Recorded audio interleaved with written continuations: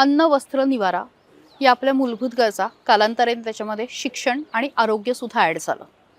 ह्याच्यामध्ये सगळी माणसं येतात, प्रत्येक जातीची येतात, धर्माची येतात, प्रत्येक शहराची येतात, भागाची येतात. ह्याच्यामध्ये कुठल्याही प्रकारचा भेदभाव नाही. पण हे सगळं असताना माझ्या हातामध्ये आत्ता जे काही 6 कागद आहेत किंवा जो काही अहवाल आहे तो इतका धक्कादायक आहे आणि तो आहे येरवड्याच्या मनोरुग्णांबाबतचा. ज्या पद्धतीची वागणूक त्यांच्या सोबत झालेली आहे, ज्या पद्धतीने त्यांना ट्रीट करण्यात आलं, हे अत्यंत धक्कादायक आहे. आणि मागचे काही दिवस आपण महाराष्ट्राला हादरवणारे जी काही गुन्हेगारी बघतोय, तर त्याच्याशी म्हणजे मी असं नाही म्हणणार, तिथे त्यांनी माणसं मारलेली आहेत आणि इथे एक वेगळ्या प्रकारे माणसांना मरण यातना दिलेल्या आहेत. फरक काहीच नाही, दोन्हीकडे माणसंच होती. काय नेमकं येरवड्यामध्ये घडलेलं आहे आणि कशा पद्धतीचा हा सगळा भ्रष्टाचार आणि सगळ्यात महत्त्वाचं म्हणजे माणूस असलेल्या व्यक्तींचा, मनोरुग्णांचा ज्या पद्धतीने छळ करण्यात आलाय बघूया.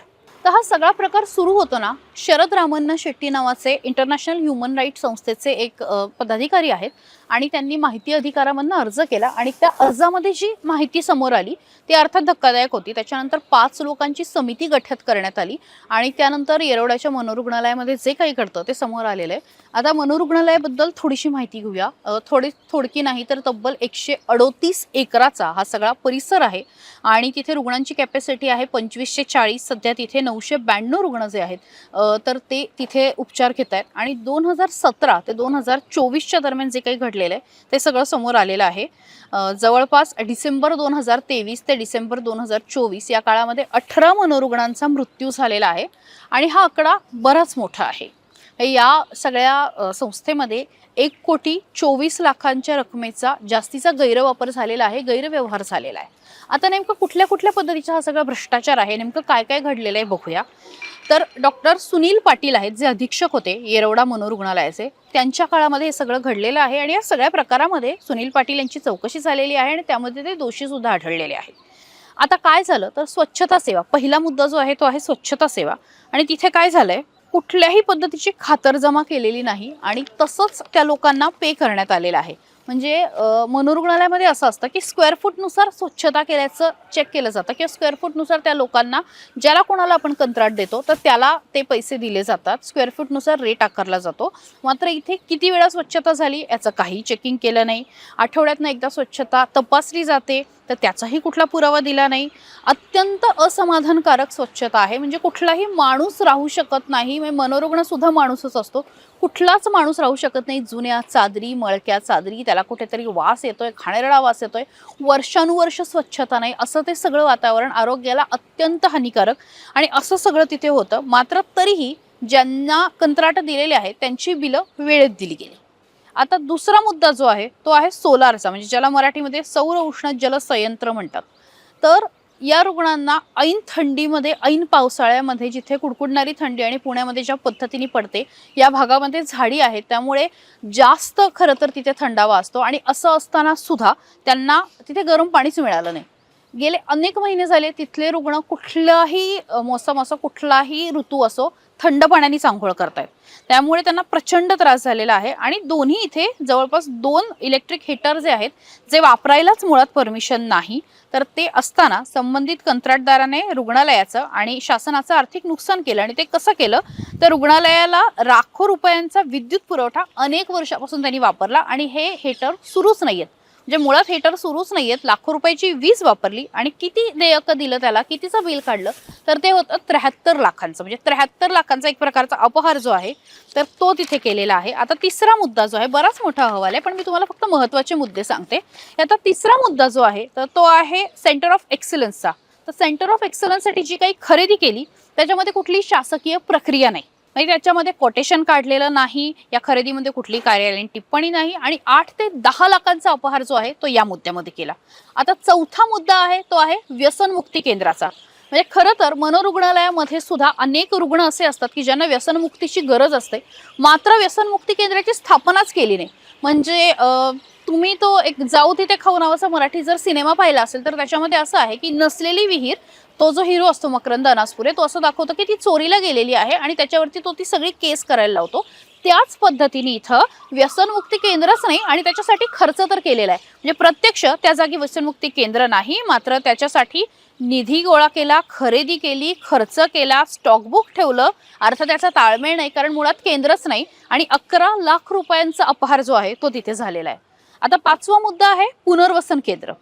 तर रुग्णालयाची क्षमता जवळपास 2540 आहे. सध्या स्थितीमध्ये 900 ते 1100 रुग्ण ये जा करत असतात. आता जे मी मगाशी आकडा सांगितला तो 924 रुग्णांचे 992 रुग्णांचा आत्ता ते तिथे आहेत. तर इथे संबंधित खाजगी पुनर्वसन केंद्रांना आहे ना, प्रति रुग्ण महिना 12,000 रुपये निधी मिळतो. पण तसं असून सुद्धा पुनर्वसन रुग्णांना या रुग्णालयातनं औषधं देता येत होती. आता मग जर खाजगीला सरकार प्रति रुग्ण जर 12,000 रुपये मोजतं, तर त्यांना औषधं सरकारी याच्यातनं का द्यायची?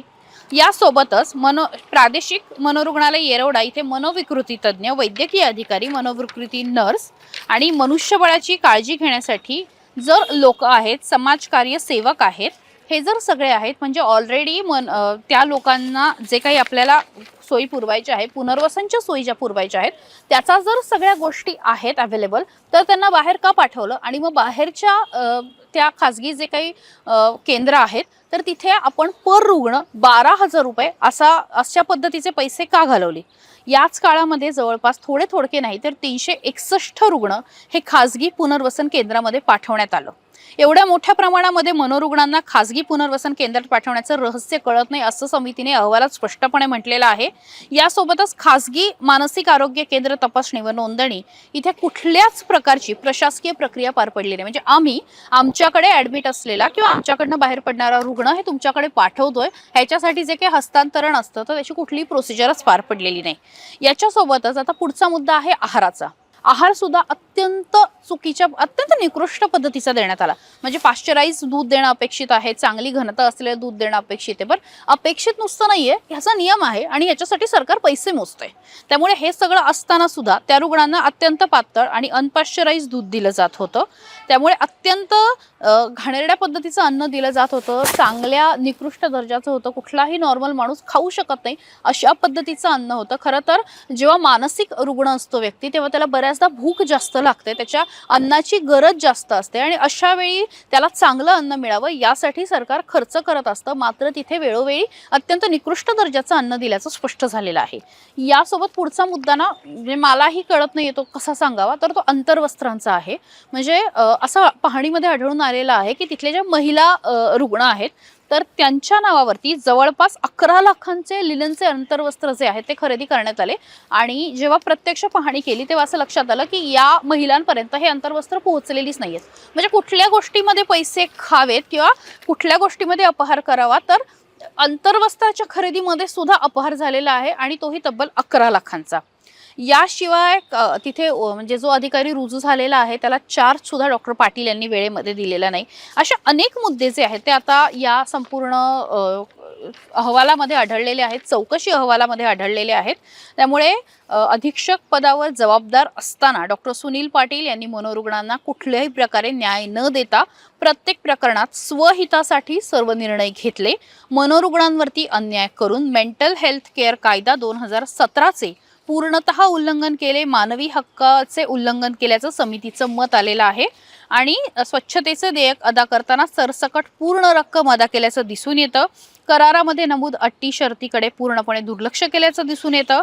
कामगारांना PF, किमान वेतन, ESI खातरजमा न करता देयक दिल्याचं दिसून येतं. प्रत्यक्ष कार्यान्वित वॉर्ड्स, बिल्डिंग, मोकळी जागा तसं प्रत्यक्षात स्वच्छता केल्यामध्ये प्रचंड तफावत दिसून येते. तुम्हाला स्क्रीनवरती मी सातत्याने हे फोटो दाखवतेय की किती म्हणजे अस्वच्छ ठिकाणी हे मनोरुग्ण राहत आहेत. जर त्यांची मानसिक स्थिती सुधारवायची असेल, जर त्यांना प्रसन्न वाटणं अपेक्षित असेल, तर अशा ठिकाणी त्यांच्यावरती कसे उपचार होत असतील ह्याचा विचार आपण करू शकतो. यासोबतच गंभीर बाब ऑडिटमध्ये निदर्शनास आली आहे की किती स्क्वेअर फूट स्वच्छता केल्याचं, किती वेळा तपासलं, हे काहीही दिसून येत नाहीये. यासोबतच दर आठवड्यात स्वच्छ केल्याचे कुठलेही पुरावे नाही, तरीही सरसकट रक्कम अदा केल्याचं दिसून येतं.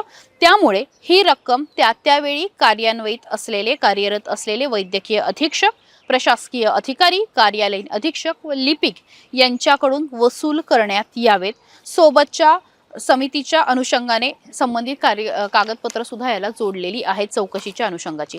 तर हा सगळा प्रकार आहे, म्हणजे ज्या पद्धतीने सगळं काम चालतं, आपण म्हणतो लाल फितीचा कारभार, पण तो किती असावा आणि कुठे असावा, कशा कशात पैसे खाल्लेले आहेत, दुधामध्ये पैसे खाल्लेत, अन्नामध्ये पैसे खाल्लेत, लोकांना थंड पाणी दिलेलं आहे, स्वच्छतेमध्ये पैसे खाल्लेले आहेत आणि इतकंच नाही तर अंतर्वस्त्राच्या खरेदीमध्ये सुद्धा पैसे खाल्लेले आहेत. येरवडा मनोरुग्णालयातला हा जो कारभार आहे तो आता समोर आलेला आहे. या सगळ्याबाबत काय वाटतं, कमेंट बॉक्समध्ये नक्की व्यक्त व्हा.